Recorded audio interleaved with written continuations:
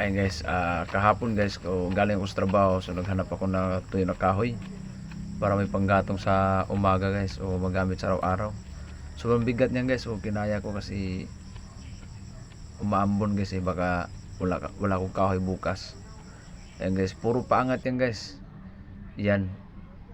Yung dyan banda guys, medyo nahirapan ako guys kasi paangat na kasi guys. So bigat kasi 60 kilo kasi yan. Ayan na guys, so naano ko na yun guys. Nakaano naman sa bahay, nakarating sa bahay, pero yung balikat ko namalat yung balikat ko guys. So yan guys, sobrang bigat kasi guys. So kapag kukuha ka ng maliit na kahoy lang, so mabilis maubos. Kaya yung malalaki na lang. Tapos gagamitan mo ng panakol. Panakol ang gagamitin ko yun guys, para para mabiak ko yan. Kaya walang matigas sa kahoy kapag panakol lang gamitin guys. Ayun guys, pababa na ako guys.